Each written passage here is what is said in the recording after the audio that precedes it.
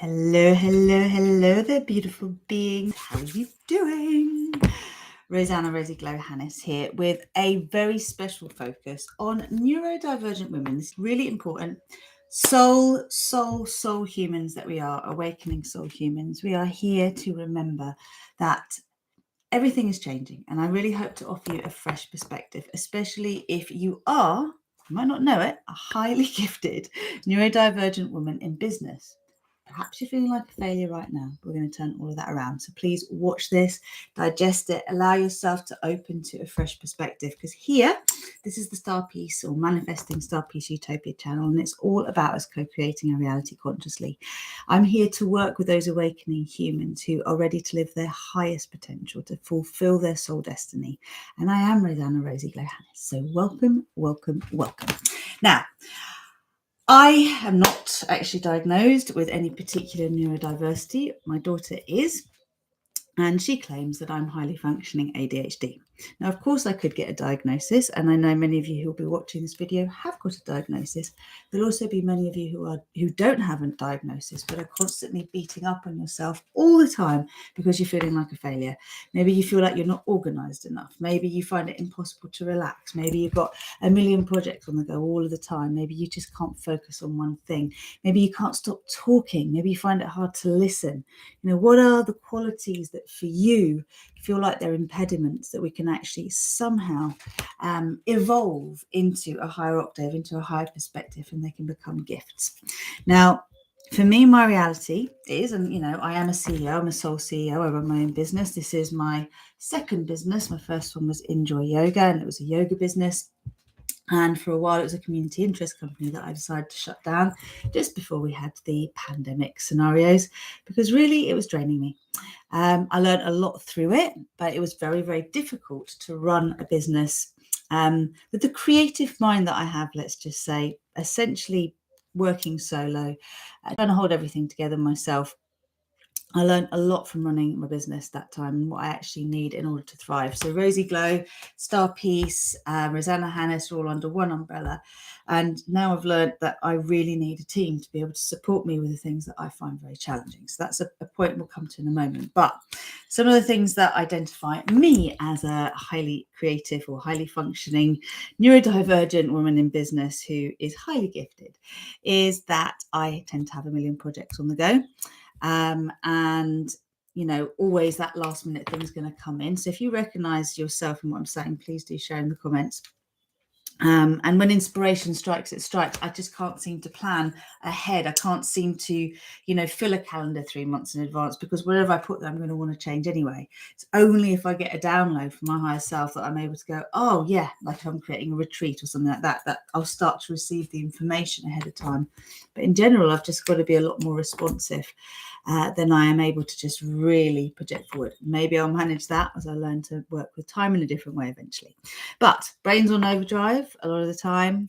It can be difficult to sleep. For me, obviously food plays a part. So just want to make that clear for people that food can play a big part, as can alcohol, obviously, and stress factors. But in general, do you wake up in the middle of the night? Do you find yourself like not sure why you're so wired and awake? And maybe you try and force yourself to get back to sleep rather than work with a really powerful creative energy that can come through at that time. Remind me to come back to that. Self-medicate, big thing, you know, whether it's alcohol, whether it's tobacco, whether it's weed, whether it's chocolate, whether it's whatever, tahini, you know, how do we self-medicate? How do we aim to self-soothe? These are all elements that I find those who have been diagnosed, that I know who are friends of mine, and those who haven't, all seem to have in common. Can't make mind up or focus in one direction. Now, you know, what I wanted to say with this is maybe you do have an official diagnosis, maybe you don't, but what I'd love you to do is just to open your heart and your mind to, well, listening and watching this video and just considering a fresh perspective around something that for me, it seems like neurotypicality is the thing that isn't normal. Like, who isn't in some way neurodivergent these days, and what's it about, and how can we make it work to our advantage? Because spoiler alert, I have a new episode of the Star Piece podcast to publish imminently. And this is with the wonderful Megan Young, who's a jeweler and she's also a neuro coach. And she and I got together and basically it was to imagine new systems, new structures into reality and how actually business is going to shift and how it's going to shift as a result of the female neurodivergent mind. Because when we embrace our capacity to be the way we are, which might seem as chaos, it's actually organized chaos and there's potential genius that comes from it. Now that's a positive and a negative in terms of like the impact that can have, and I'll explain a little bit more of that as we go on. So again, to say a little bit about me, I work with awakening soul humans who seek to align with their highest potential and fulfill their soul purpose. Now I'm a coach. I basically am a channel of divine grace. I bring through light codes that are ancient codes from well before any of the trauma on this planet. And they get activated in us as humans, but they also get activated in the land that we are around, that we activate through our own yoga practice, through our meditation, through our own living conditions. So I hold codes that awaken others in that respect. And something that came through to me, which is what Star Piece is all about, is back in 2020, I got the message that in our universe, the light has won, that the war is over, Star Wars is over, it's time for a new game, it's time for a new era, it's called Star Piece. And it took me a little while to accept that, but that's what this whole thing is about. That's why we're even having this conversation in the first place, because as we change our view of the world around us can change. And everything that I like to put out into this world is to give us a perspective beyond what we believe is the only thing that's possible. Okay. And typically there's lots of different ways to seeing things. And when we apply a multidimensional perspective, we're going to have some really interesting progress here for humanity. So, as I said, neurodivergence to me seems the norm rather than the exception to the rule. So if you find yourself in a position where you're constantly comparing yourself to others and feeling like there's something wrong with you, I do appreciate that for some it can be really, really helpful to have some form of diagnosis. But for others, it can just lead to, that not quite making everything better and then needing some other diagnosis and then needing some other diagnosis. And we're living in a very interesting time where there seems to be a diagnosis for just about everything. And that's fascinating because it's almost like the other extreme of denying and ignoring the fact that there's clearly some differentiation between a lot of us humans, never mind what our gender is in terms of what we're born with. So I wanted to kind of say that, I know for many, if there's any concept of neurodiversity, neurodivergence, we want to call it mental health, mental illness, the typical route to healing is to get some kind of official diagnosis around, psychotherapy, around some element of pharmaceutical intervention potentially, whether that's anti-anxiety, antidepressants, ADHD pills, etc., etc. And it's like, okay, that's one way of looking at things. And I know my daughter's generation, certainly there seems to be an advantage to having a label. There seems to be a desire to have a label. She's currently 22 and I've seen this. I don't know how long back I could say it's been going on for, but certainly it seems like there is a desire these days to have a label. But I know in my generation, there's quite a lot of stigma attached to it, right? So it's 22 years between us. Her dad was very happy to have a diagnosis. He was very happy to talk about it. But I know for a lot of people, maybe it's cultural. It can be really difficult to do that, certainly in my generation.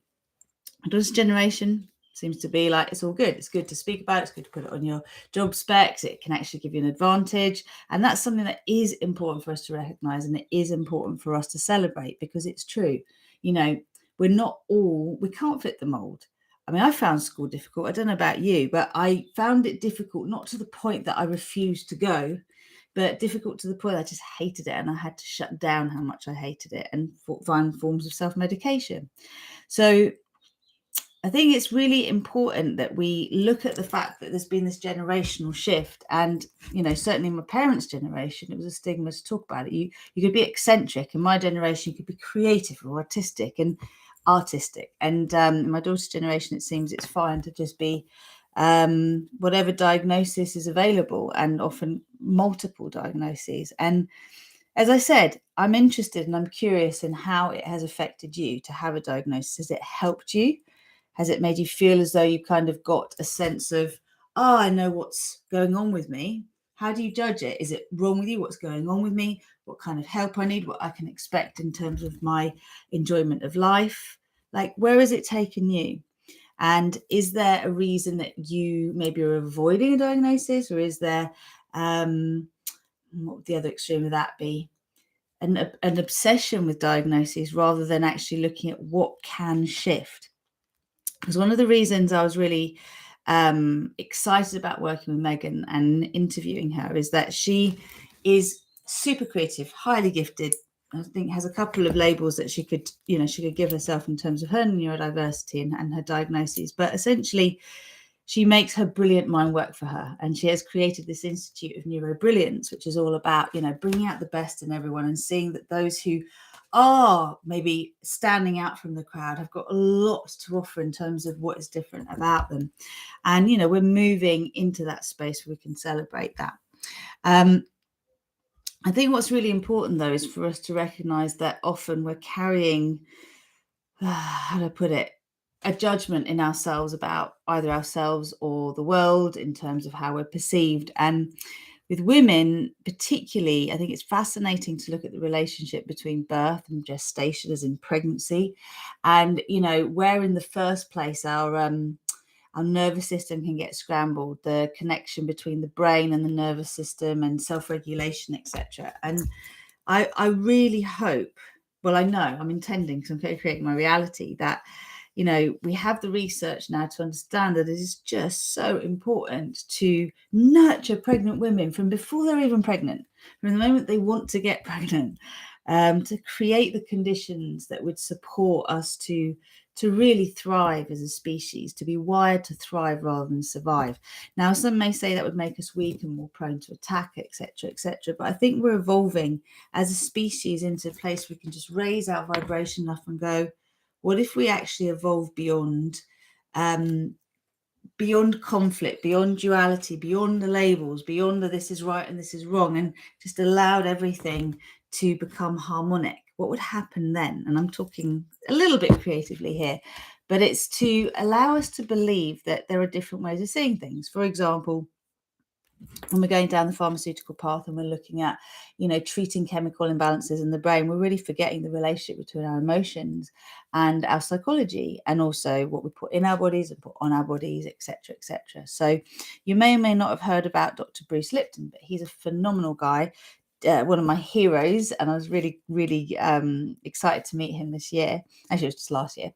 And he's the author of The Honeymoon Effect and the Biology of Belief. And his understanding is that the brain of the cell is not the nucleus, as we all learn at school, but the membrane. And so we're constantly responding to our environment in terms of our genetic expression.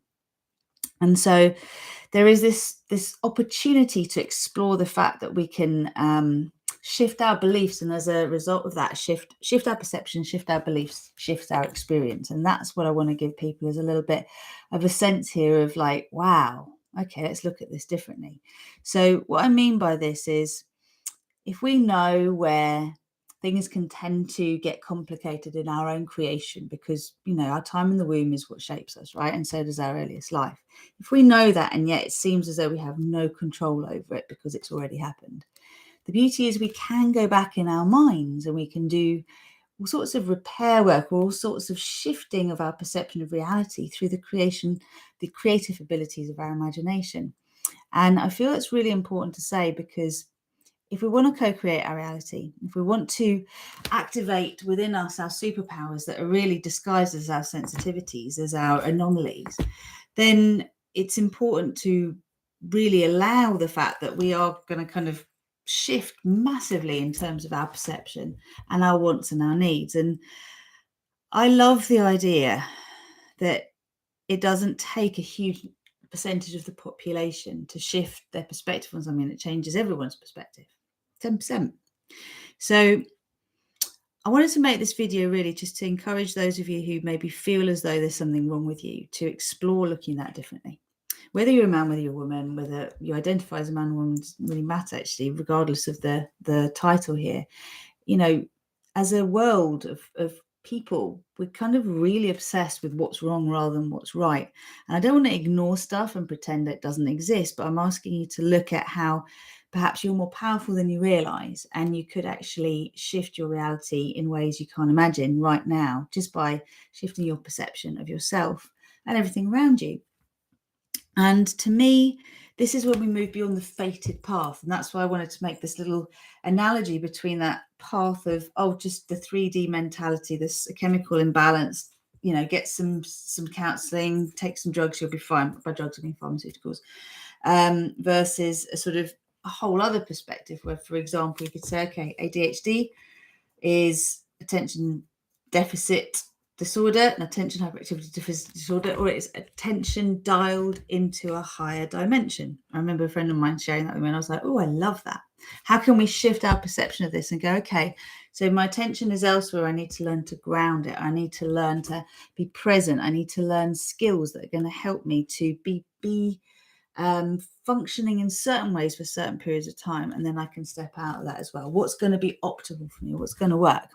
So I wanted to mention neuroplasticity here as the kind of shift from a path of fate to a path of destiny. So when you want to activate your soul consciousness and live as your highest self, you look at everything that's in your life and you go, well, what's the best way I can see this? How can I create the best from what is here?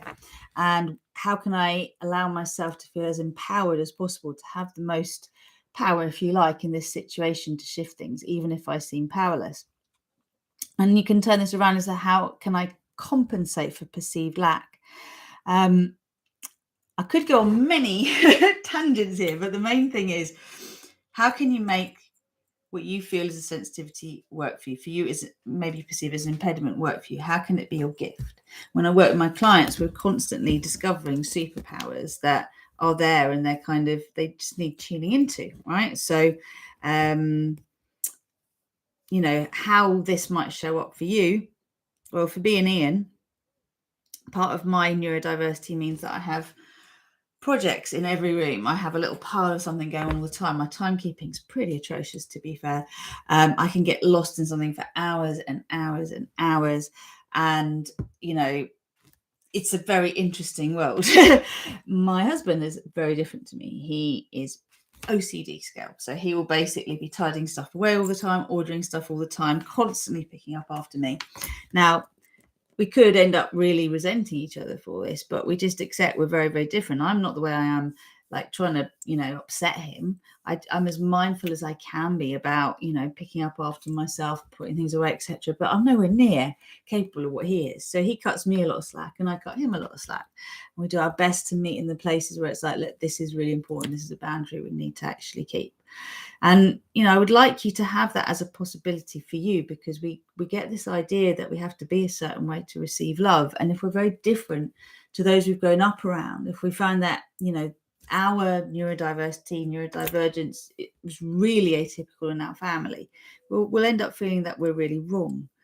And if you think about it, the most creative minds, genius minds, right? Do they have a lot of emotional intelligence? Are they really capable of meaningful, deep relationships that are interdependent, that, are fulfilling? Or are they just out there all the time, the next thing that they're downloading, they're channeling? We need our diversity. We need to have lots of different types of people existing, being who they are, feeling where they are, whatever it's come from. Because if we have found ourselves, being influenced by our time in the womb, having a lot of stress, maybe an early pregnancy, or very anxious or nervous mum, or frightened mum, or a depressed mum, etc., it does leave its mark.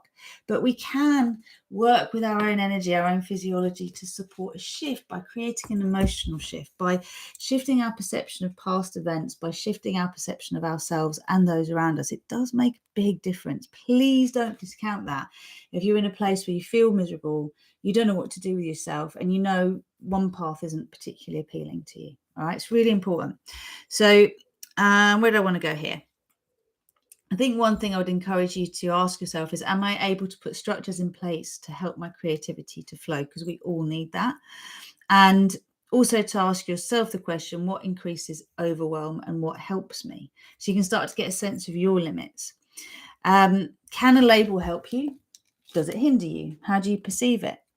And can you learn as much as you can about your earliest life experience so that actually you can support yourself? You can recognize that there may well be unmet needs of an inner infant, an inner fetus, right? An inner embryo, an inner child, an inner teen, an inner adolescent. There's lots of elements of our being that are kind of frozen in different scenarios that we've self-experienced. And there are also the experiences that we inherit. And that, I think, is really important for us to bear in mind. So I'm really big on supporting those of you who do consider, well, know that you are doing something in this world, you know, that is either high profile or is in a business position of leadership, is influential, and you really do feel like, oh my gosh, how do I hold this together? I don't know how I'm holding it together. It's all going to fall apart. And you kind of deal with you in a way that keeps you from really dealing with you, basically. Like, let's talk, okay? Because this is where, when you meet yourself with love and compassion, you just allow everything that's there that you're usually running away from to be met by you with love. Really wonderful things can happen, and a lot of how you feel and the physiology around it starts to shift. Okay, it's powerful, and this is when your soul and your human self come together. Now, I see neurodiversity very much as a sign of being a starseed. It's something that's very much in common with those who are here to bring peace codes to this earth. They're generally empaths, soul empaths, emotional empaths, and also, I would call them starseeds. So bringers of frequencies, novel ideas, concepts, just different mindsets, holding the code that is beyond conflict.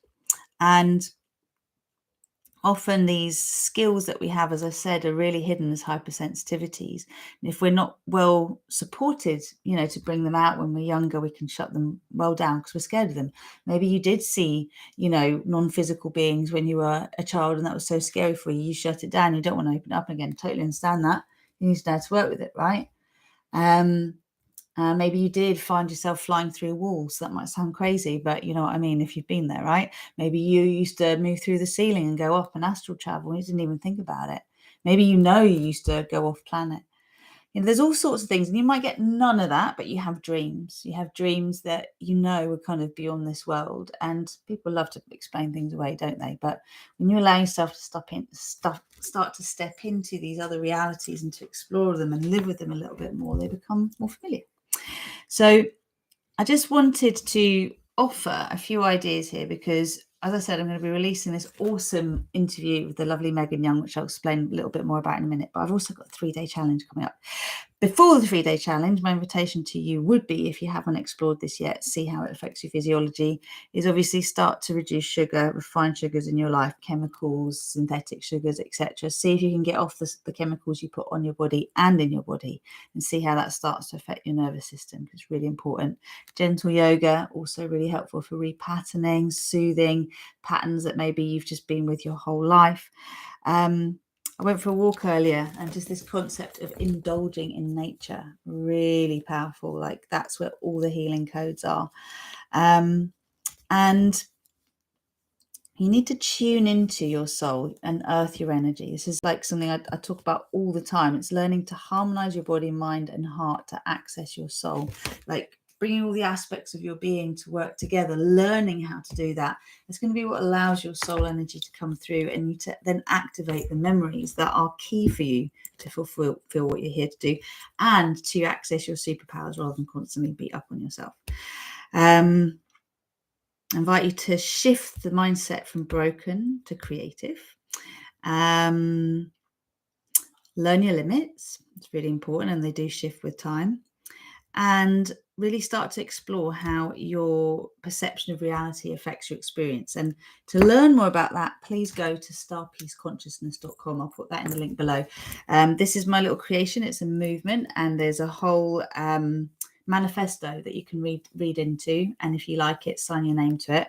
I'm only looking to bring 800 million people together to sign it, because in that way we all sign up to a concept that we can then spread energetically around the world. Hello, beautiful. So yeah, there's a whole idea behind that, which you'll find on starpeaceconsciousness.com. But before that, I have this really awesome heart-led leader and soul CEO 3-day challenge that I'm going to be activating on Sunday, the 21st of this month, May, for 3 days, 7 p.m. BST. Now, you might be watching this well after this challenge has actually happened, and just know there will be a link in the text box that you can access the content. But essentially, I came back from my retreat in Santorini, and it was like so clear that I really need to be offering something at this point for those who are ready to really explore what being heart-led and soul-inspired really means. Because to be, you know, a heart-centered, creative business leader, visionary, boss, whatever you want, there's a few elements that are really important for us to look into that are easily overlooked that can make the biggest difference for all of humanity. And I really felt I wanted to share that. So that's what this 3-day challenge is about. And it's effectively us recognizing that heart-centered beings are generally sensitive souls who are extremely powerful when they learn to channel their energy for the highest good. So the challenge is going to be focused around this whole thing, particularly the 3 key qualities required to lead from the heart, guided by your higher self, as you create the new earth structures and strategies that work for all, not just the few. I'll tell you about a dream that I had when I was in Greece, the last day of the retreat. On this 3-day challenge, I'll share it on the first day. It told me what was possible, and it was so exciting for me, and it felt so cool that I was like, right, let's just start doing this, shall we? Let's stop talking about it and start doing it. So if you want to join that challenge, check the text box. There will be a link to a landing page I'll put there in a minute, which will allow you access to the 3-day challenge. Show up live if you can. The energy is going to be magnetic. Of course, the replays will be available for those of you who do sign up for a limited time, though. So please do try and show up live if you can, because I'll be doing Q&A at the end. I'll also be letting you know a bit more about what I do with my coaching clients and the options that are available. So, you know, if you're feeling this now, you're ready to step forward and you're like, I want to do that. I want to be Star Peace. I'm ready to be part of the solution. Head starpeaceconsciousness.com, sign up to the 3-day challenge, and look out for a video I'm going to be publishing very soon, which is the one with the lovely, awesome, and the lovely and the awesome Megan Young. And if I just read you the title of it, I believe it was Creating New Systems. Yes, here it is. Rewiring Our Concept of Success. She's awesome. She's also really into money. And by saying money, I mean sound money. So learning how to understand the system, how to understand the way the financial system currently works and how to come out on top, so that you're not really in an insecure position, but you can work with the changing times and feel good about expanding, and also the changes that are happening, and making sure that you and all your assets are well taken care of. It's really important to bear that in mind. That if you want to know more about that, I'll be letting this episode go live in about 2-3 days time. Okay, so for now, thank you for joining me, because, you know, it's so important for us to have conversations that are difficult to have. And I don't want to be saying to anyone there's a right way or a wrong way to see this, but I am interested in what the most empowering perspectives are for everyone. And that's what excites me to share with you, because when you allow yourself to look beyond how you currently judge yourself, the world, what is possible, etc., miracles can truly happen. And if we really do want to evolve beyond war, which I certainly hope you do, I know I do, it's again going to be really important for us to move beyond the right and the wrong, and actually to accept and expect different perspectives, but somehow be able to welcome and bring together a way of really harmonizing and allowing the higher frequencies to win, because they will. It has to happen that way. If you don't feed that lower density and you feed the higher frequencies, that density has to transmute. It's just the way it has to be. So this is our objective, dear one. Thank you so much for being with me. I hope you've enjoyed this video. It's been lovely to be here with you. Sorry, the lighting's a little bit funky, but hey, it's all a little bit spacey. Do share your comments, and I send you so much love. I look forward to seeing you on the 3-day challenge and to sharing with you so much more of what is coming. Take care for now. Lots of love.